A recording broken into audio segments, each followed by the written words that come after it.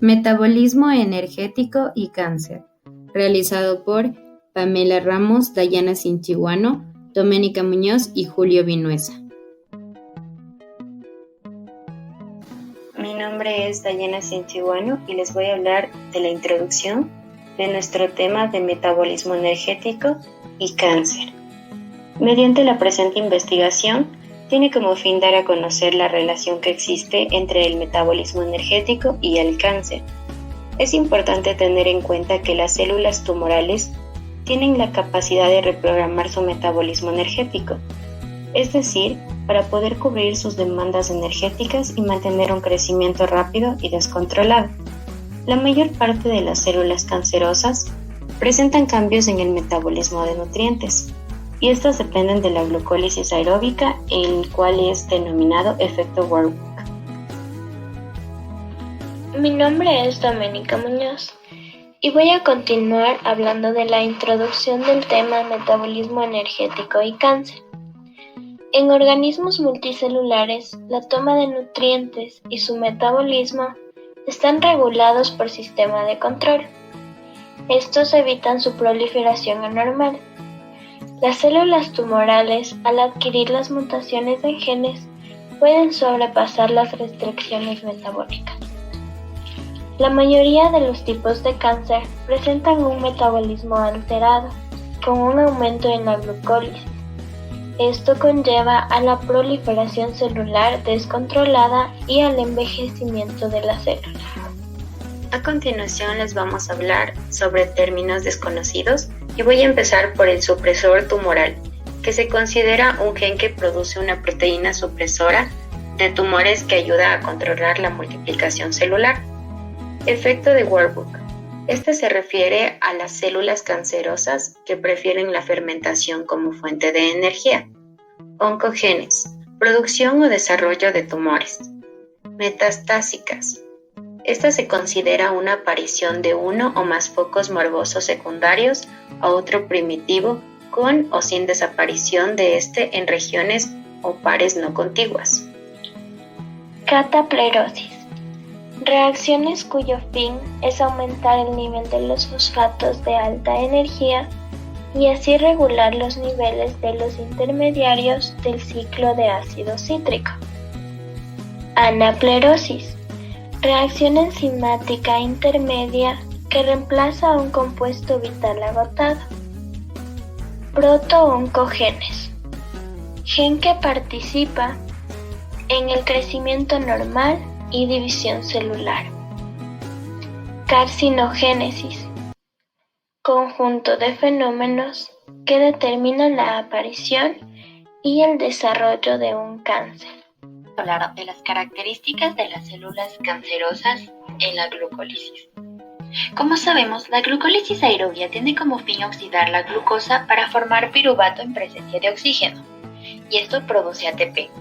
A diferencia de las células normales, las células cancerosas presentan cambios fundamentales en su metabolismo de nutrientes y por ende también en el proceso de fosforilación oxidativa, que es el que se encarga de generar energía y biomasa utilizadas en los procesos celulares. El aumento de la glucólisis aerobia confiere a la célula maligna una ventaja proliferativa al generar fuentes energéticas suficientes, tal como ATP y los intermediarios de carbono para la biosíntesis.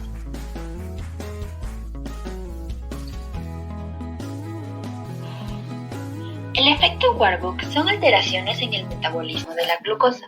Estos son producidos por defectos mitocondriales específicos en las células cancerosas, que van a inhibir la oxidación de la glucosa a CO2. El efecto Warburg fue descubierto por Otto Warburg en el año 1924 y también lo consideró llamar glucólisis aerobia. La primera fase metabólica que es alterada por el efecto Warburg es el transporte de la glucosa. Como sabemos, la glucosa entra a la célula a través de glucotransportadores de glucosa, también conocidos como GLUT, que se encuentran en el lado seroso de la célula y en otros tejidos. Este transporte de glucosa ocurre sin gasto de energía. El GLUT1 también es capaz de transportar galactosa, manosa y glucosamina. Además, trabaja junto al GLUT3. El GLUT2 y el GLUT4 4 se caracterizan por ser altamente específicos para la glucosa. Sin embargo, el GLUT4 es insulino dependiente. Por otro lado, también tenemos otras isoformas de estos transportadores, denominados CGLT, que son los encargados de la absorción y reabsorción de la glucosa. En las células cancerígenas, a diferencia de las células normales, las alteraciones en el metabolismo de la glucosa comienzan desde el incremento y captación de la glucosa. El aumento de captación de glucosa de las células cancerosas permite realizar una parte del diagnóstico con una tomografía por emisión de positrones PET, tal como lo vemos en la imagen con fondo negro. Este PET identifica lesiones primarias y metastásicas con una especificidad del 90%. Otra fase alterada por el efecto Warburg es la glucólisis. Como sabemos, la glucólisis consiste en la oxidación de glucosa hasta la obtención de 2 moléculas de piruvato, que posteriormente podrá ser utilizado en otras rutas metabólicas como el ciclo de Krebs. En los tejidos tumorales, aproximadamente el 50% de la energía celular se genera por glucólisis y la energía restante es generada en la mitocondria. En cambio, en las células normales, el 10% de la energía proviene de la glucólisis, mientras el 90% de la mitocondria. La siguiente fase metabólica que se ve alterada por el efecto Warburg es el ciclo de Krebs. En algunos tipos de cáncer, el piruvato procedente de la glucólisis entra a un ciclo de Krebs truncado que termina en citrato, el cual es exportado de la matriz mitocondrial al citosol. Como sabemos, el ciclo de Krebs es una cadena de oxidación, reducción y transformación del citrato. Genera la mayor parte de los acarreadores de electrones, que se conectarán en la cadena transportadora de electrones en la última parte de la respiración celular de las células eucariotas. Como hemos mencionado, en células cancerosas, el citrato es procesado por la enzima ATP citratoliasa para producir acetilcoenzima A, que puede ser usado para la síntesis de ácidos grasos. La disrupción de la ATP citratoliasa disminuye el crecimiento tumoral. El ciclo de Krebs truncado resulta en un flujo de metabolitos fuera del ciclo, o cataplerosis, el cual es necesario para balancear el influjo de metabolitos o anaplerosis. En muchos tipos de cáncer, la glutamina es utilizada en el ciclo de Krebs. Aunque la glucosa es el precursor del 40% del lactato secretado en células de cáncer, la conversión de glutamina provee aproximadamente el 40% de los intermediarios del ciclo de Krebs y el 30% del ATP generado.